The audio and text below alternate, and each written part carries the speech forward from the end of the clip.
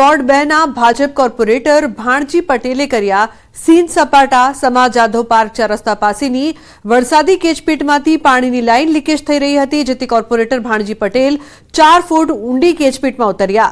પાણી line leakage check કરી તેનો અધિકારી પાસે વિડીયો બનાવડાવ્યો. વિડીયો વાયરલ થતા પાલિકાના ઉચ્ચ અધિકારીએ ઉત્તર ઝોનના નાયબ કાર્યપાલક ઇજનેર યોગેશ વસાવાને નોટિસ આપી. યોગેશ વસાવા પાસે ખુલાસો માંગ્યો. કોર્પોરેટરને કંઈ થઈ જતું તો જવાબદારી કોની તેને લઈને જવાબ માંગ્યો. કોર્પોરેટર ભાણજી પટેલના સીન સપાટા અધિકારીને ભારે પડ્યા.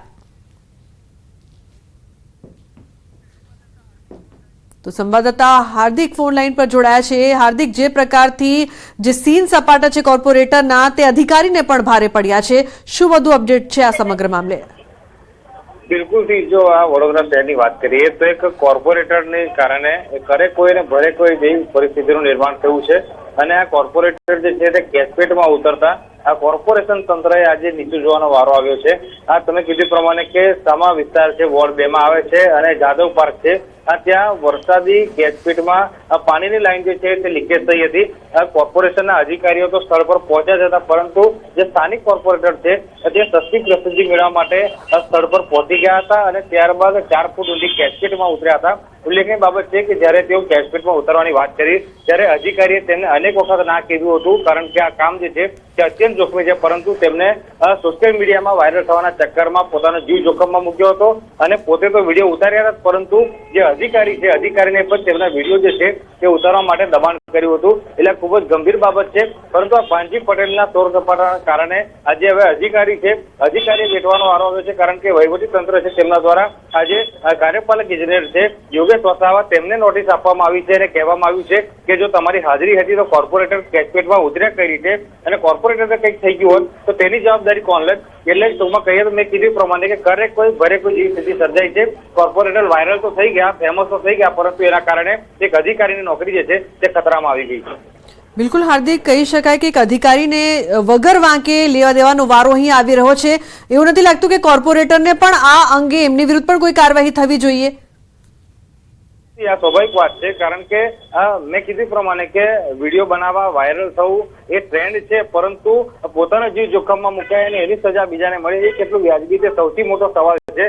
આ કોર્પોરેટર એટલે જનપ્રતિનિધિ કહેવાય અને જનપ્રતિનિધિ જો આ પ્રકારની સ્ટંટબાજી કરે તો તેની પાસેથી જનતા શું શીખશે, તો અપેક્ષા રાખવી કે સૌથી મોટો સવાલ જે છે તે અહીંયા ઉભો થઈ રહ્યો છે. એટલે ભાણજી પટેલે આજે કૃત્ય કર્યું છે જે અત્યંત જોખમી કૃત્ય છે અને મેં કીધું પ્રમાણે કે જે કામ કર્મચારીઓ કરવાનું હતું, અધિકારીઓ કરવાનું હતું, જે કામ તેમને ડાપણ કરીને કર્યું છે. એના કારણે આ કોર્પોરેશનનું જે તંત્ર છે તેને આજે નીચું જોવાનો વારો આવ્યો છે અને એક અધિકારીને વગર લેવે દેવે નોટિસ જે છે તેનો જવાબ આપવો પડશે તેવા પ્રકારની પરિસ્થિતિ સર્જાઈ.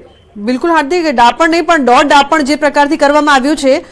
આભાર સમગ્ર માહિતી બદલ. તો જે પ્રકારની ઘટના સામે આવી છે તેના કારણે અધિકારીને વગર વાંકે ભોગવાનો વારો આવ્યો. તો બોટાદમાં ઇન્ચાર્જ ફાયર ઓફિસર રાજુભાઈ ધાધલના વિડીયોએ ચર્ચા જગાવી, જેમાં તેમણે ચીફ ઓફિસર માનસિક ત્રાસ આપતા હોવાનો આરોપ લગાવ્યો છે. વિડીયોમાં જણાવ્યા અનુસાર બોટાદ નગરપાલિકા પાસે હાલ એક ફાયર વાહન કાર્યરત છે. બીજું વાહન બની ગયું હોવા છતાં ચીફ ઓફિસર મંગાવતા ન હોવાનો આરોપ લગાવ્યો છે. મુંબઈ ખાતે 1.5 મહિનાથી ફાયર વાહન તૈયાર થઈ ગયા છે, છતાં ચીફ ઓફિસર પાર્થ ગોસ્વામી વાહન ન મંગાવતા હોવાનો આરોપ લગાવ્યો. તો શહેરી વિકાસ યોજના અંતર્ગત ચાલતી બસ સેવામાં ગેરરીતિ થતી હોય જે મામલે રાગદ્વેષ રાખતા હોવાનું વાયરલ વિડીયોમાં કારણ દર્શાવ્યું છે. સાથે જ તેમણે એમ પણ જણાવ્યું છે કે જવાબદાર અધિકારી જ્યારે પણ પુરાવા માંગશે ત્યારે આપવા તૈયાર છું. બોટાદ નગરપાલિકા દ્વારા 15મા નાણાં પંચ અને જિલ્લા આયોજનની ગ્રાન્ટ તળે 2 મિની ફાયર ટેન્ડર ખરીદ કરવા અંગેની તમામ પ્રક્રિયા જેમ પોર્ટલ પર પૂર્ણ કરવામાં આવેલ છે. 15મા નાણાં પંચ અંતર્ગત ખરીદ કરવામાં આવેલ વાહન છેલ્લા 1.5 માસથી તૈયાર થઈ અને મુંબઈ ખાતે ધૂળ ખાય છે. એજન્સી દ્વારા અમોને ડિલિવરી માટે પણ જાણ કરેલ, પરંતુ ચીફ ઓફિસર શ્રી દ્વારા અમારી સાથે જે શહેરી બસ સેવાનું ગેરકાયદેસર સંચાલન થાય છે તે બાબતનો મુદ્દો અમારે અને ચીફ ઓફિસર વચ્ચે ઉપસ્થિત હોય, જેનો રાગદ્વેષ રાખી અમોને માનસિક ત્રાસ આપવામાં આવે છે, ટોર્ચર કરવામાં